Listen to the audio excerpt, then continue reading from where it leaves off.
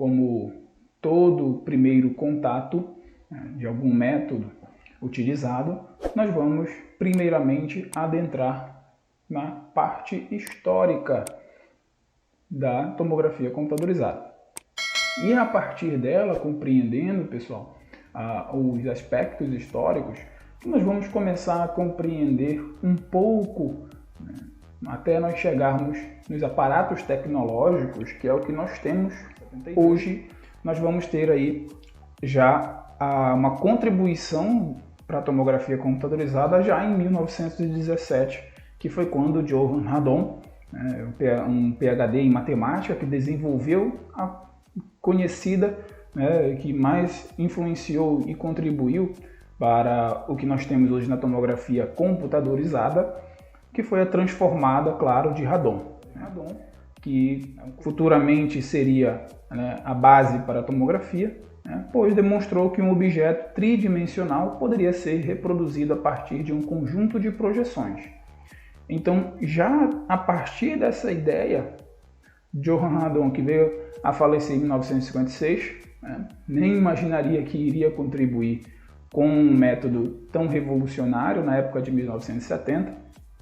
E hoje, com a aplicação, com embasamento também na transformada de Radon, nós temos aí muito utilizada com o mesmo embasamento a transformada de Fourier, ou até mesmo a transformada inversa de Fourier, e também a de Lorentz, podem também ter sido influência para o que nós temos hoje na tomografia computadorizada. Mas hoje é muito utilizada a transformada de Fourier. Aqui nós temos uma ideia, uma imagem ilustrativa de um objeto, e que, segundo Radon, nós justamente realizando incidências em torno desse objeto, nós vamos conseguir observar ele bidimensionalmente como um objeto. E isso é a base, como nós já comentamos, para a nossa formação da imagem. Por volta de 1971, Godfrey Hounsfield, que hoje ele é considerado o pai da tomografia, ok? Com apoio da empresa fonográfica EMI, uma empresa que era direcionada para a parte de música e também a parte industrial, inventa o aparelho de tomografia computadorizada por raio-x.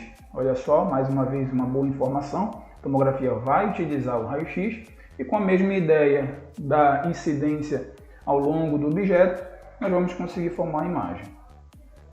E claro, apresentado depois desse entendimento produzido, apresentado como método diagnóstico no encontro da Sociedade Americana de Radiologia, SNA, no ano seguinte. Após também, claro, o diagnóstico de um tumor cerebral em uma mulher de 41 anos. Olha só a importância que a gente nos direciona para aquele período de 1970, que nós não tínhamos a avaliação de forma mais, uma observação mais interna do paciente, sem realizar a secção, sem intervenção cirúrgica ou algo do tipo. Então observem que para aquela época isso foi um marco histórico muito grande. E Jefferson foi assim? Não foi assim. Então, pessoal, isso não aconteceu dessa forma, no piscar de olhos.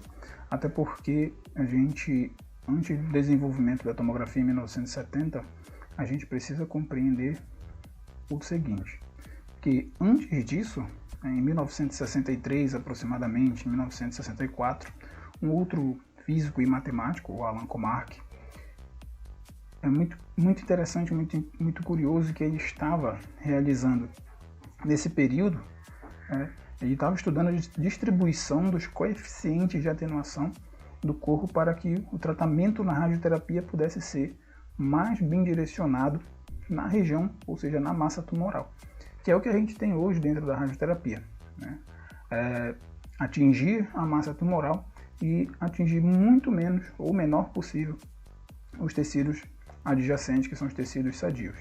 Então nessa época ele já estava tentando fazer essas reconstruções, trabalhando reconstruções direcionado para a radioterapia, assim como também trabalhando reconstruções para a área da medicina nuclear, para vocês terem uma ideia.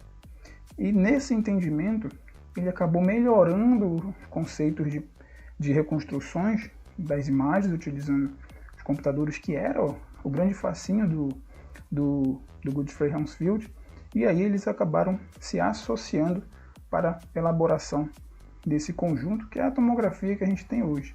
Então ele teve uma boa contribuição, principalmente nas reconstruções para a formação das imagens dentro da tomografia. Isso, claro, através da matemática, certo? E a partir daí, reza a lenda, né, que o Godfrey Hounsfield, ele não começou diretamente as suas pesquisas, as suas criações para o direcionamento de um tomógrafo para a área médica ou a área industrial de fato. Ele, na época, ele trabalhava para estava na verdade numa pesquisa direcionada para a elaboração, tá, de outros projetos, como através dessas reconstruções de fotos, porta-retratos, né, o famoso retrato falado que a gente tem hoje, através dessas reconstruções e até mesmo de reconhecimento facial e também da impressão digital. Então ele já estava trabalhando esses tipos de reconstruções através de um pequeno tomógrafo para com essa objetividade, com esse fim. E chegou o momento em que a parte policial, no caso lá, era na época na Inglaterra, e o que aconteceu com isso? Acabou que acharam que não estava sendo muito viável, muito interessante, os resultados não estavam aparecendo, e justamente ele ficou com anos de estudo, porque interromperam toda a pesquisa dele, e ele ficou com anos de estudos aí de reconstruções e reconstruções.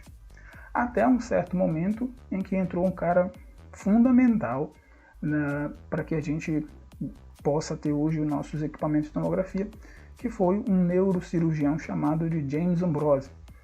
O James Ambrosio, esse neurocirurgião, ele justamente chegou com o Hounsfield e disse: meu amigo, essas tuas reconstruções, a gente consegue observar, por exemplo, um paciente por dentro? E justamente os dois começaram a trocar ideias, né? Até o James Ambrosio financiou todo o trabalho do Godfrey Hounsfield, e a partir daí foi direcionado para a área médica. Então ele fez todo esse investimento, todo esse aparato. Tiveram horas e horas de tentativas de melhorias para a reconstrução das imagens. Para vocês terem uma ideia, logo que eles projetaram, o James Ambrosio, Alan Comarque e o próprio Godfrey Hounsfield, quando eles começaram a realizar as primeiras projeções do primeiro protótipo da tomografia, para vocês terem uma ideia, a aquisição de dados em um computador que o Godfrey Hounsfield conseguiu projetar demorava mais de 150 minutos só para realizar as aquisições das imagens. E as reconstruções das imagens, para formar a imagem em si, aquilo demorava em torno de 150 minutos. Então eram horas e horas, para vocês terem uma ideia. Depois que eles conseguiram adaptar todo esse projeto, foi que eles conseguiram colocar no nosso primeiro equipamento de tomografia, que foi o equipamento de primeira geração, voltado aí diretamente para a área do encéfalo. Aí nós tínhamos imagens aproximadamente com aquisição de 6 minutos e uma reconstrução da imagem, para a produção da imagem, para você visualizar na tela, em torno de 2 minutos. Então foi uma evolução muito grande num pequeno período de tempo. Isso lá em 1979, tanto Alan Comarque como Godfrey Hounsfield, eles foram, na verdade, presenteados pelos seus trabalhos. E isso aí, lá mais ou menos aproximadamente ali 1979, 1980, eles ganharam o Prêmio Nobel de Medicina.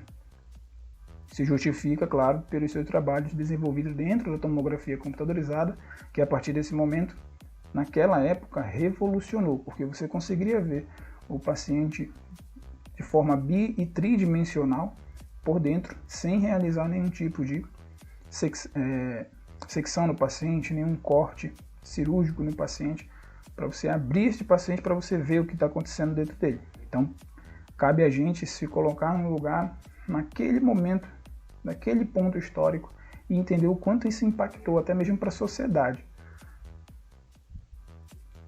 de um ponto bem curioso, é que quando eles estavam, na verdade, 2 anos antes de ganharem o Prêmio Nobel de Medicina, que foi em 1979, exatamente em 1977, nós tivemos a implementação do primeiro tomógrafo no Brasil, que de fato acabou acontecendo na cidade de São Paulo, a instalação. Era o tomógrafo de primeira geração, no hospital, se eu não estou equivocado, no Benemérito, da Beneficente Portuguesa. E logo depois, alguns meses após, teve a instalação também no Hospital da Santa Casa de Misericórdia, no Rio de Janeiro. Então, após a aplicação, que foi na Inglaterra, em 1972, na área médica, nós tivemos no Brasil em 1977. E isso também, para o Brasil, trouxe uma grande evolução. E depois disso, claro, as gerações de tomografia foram se desenvolvendo como se desenvolvem até hoje, né?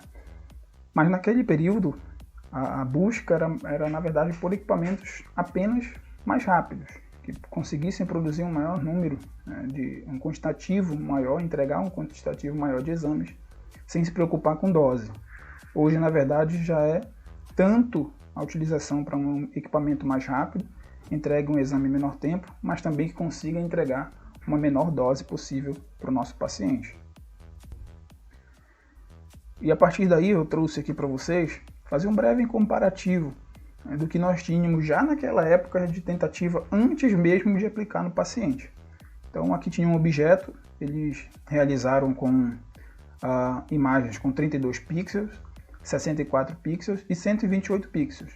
Então olha como isso já nos proporcionava uma ideia do que nós temos hoje de matriz, né, de conjunto de linhas e colunas, pixels e até mesmo voxel, que é o que a gente vai falar muito no nosso curso, aqui também para você aprender de fato como achar, por exemplo, se for necessário, achar o tamanho do pixel, o tamanho do voxel, se bem que isso na hora da prática, né, você tem que mais fazer um controle para que você consiga entregar uma boa resolução espacial, por exemplo, uma boa definição e uma boa resolução na sua imagem.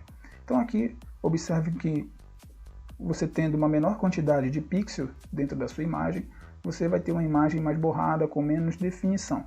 E a partir do momento que você vai avançando e aumentando essa quantidade de pixels, você já consegue observar uma imagem mais delineada e com mais definição, mais resolução na imagem. Aqui uma característica, aqui era só um objeto comum, e aqui já era um simulador próximo do que nós temos um crânio do paciente, por exemplo, simulando um crânio do paciente. Também foi aplicado 32 de pixels, 64 pixels e com 128, e isso a gente conseguiu observar a grande diferença que tinha de qualidade entre um e outro.